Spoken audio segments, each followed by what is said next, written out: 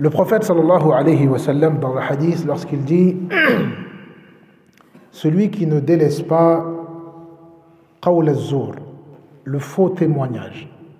Ici, le hadith il dit le faux témoignage, mais il s'agit du faux en général. Celui qui ne délaisse pas le faux en général, wal amal bihi, c'est-à-dire d'agir en conséquence du faux, c'est-à-dire de faire du faux, de faire du mal. Wal jahl, également les actes d'ignorance, l'incivilité et autres.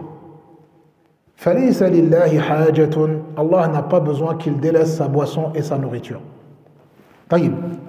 Ce hadith nous indique une des finalités du jeûne, un des objectifs recherchés à travers le jeûne.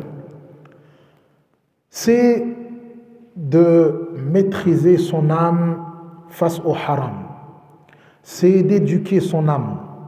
C'est de réformer son âme.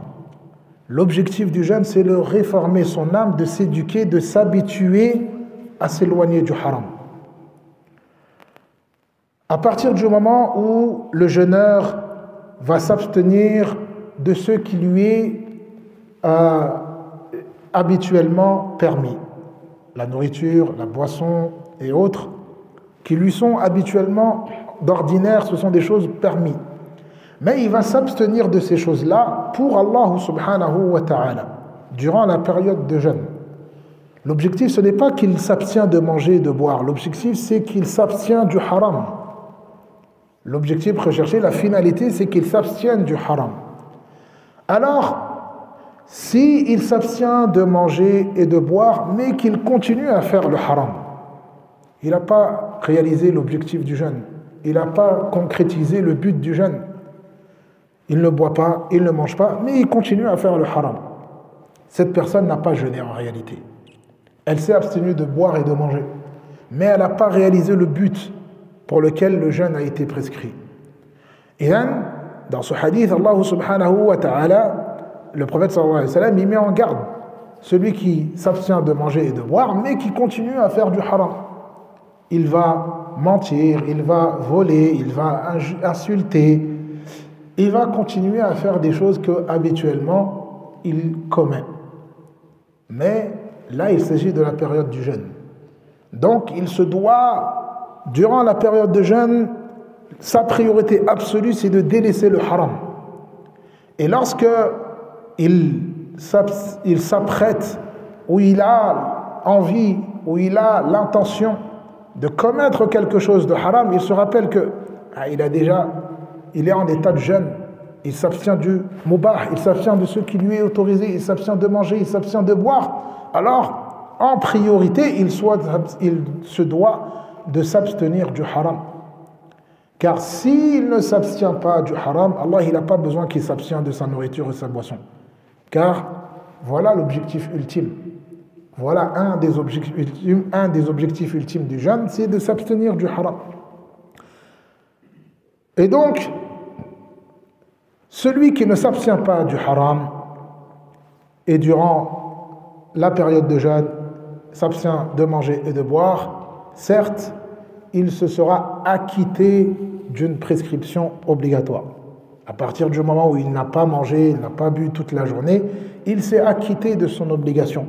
Mais le risque, c'est que sa récompense, elle soit grandement diminuée, voire qu'il n'ait pas de récompense. Car, comme le dit les ulama, celui qui commet du haram pendant la période du jeûne, il a le risque que sa récompense, elle soit diminuée, ou alors il y a le risque qu'il perd la récompense du jeûne. Certes, il s'est acquitté de son devoir, de son obligation, mais il n'a pas de récompense auprès d'Allah subhanahu wa ta'ala. Et donc aujourd'hui, comme vous savez, on est le 31 mars. Ça veut dire que demain, on est le 1er avril. Et le 1er avril, ça coïncide à un jour où il y a énormément de mensonges qui sont formulés, qui sont répandus, sous prétexte le poisson d'avril. Donc, faites attention de ne pas tomber dans ce piège. Vous êtes dans une période de jeûne, ne pas tomber dans le piège du poisson d'avril. et de ne pas également à votre tour, on va dire, transmettre ou propager de fausses informations, des informations mensongères, car, quelque part, vous faites partie de ceux qui ont menti. Celui qui a fabriqué le mensonge, lui, il a son péché. Mais celui qui a également transmis sans vérifier, également, il a le péché. Et donc, on fait attention, Inch'Allah ta'ala, à ne pas tomber dans le piège du 1er avril, du poisson d'avril, etc. Car ça reste un mensonge. Il n'y a pas de mensonge léger ou de mensonge pour plaisanter. Le mensonge reste du mensonge. Le mensonge reste haram. Le mensonge reste un acte illicite, et notamment durant la période de jeûne. هذا ما تيسر وآخر دعوانا الحمد لله رب العالمين وصلى الله على نبينا محمد وآله وصحبه أجمعين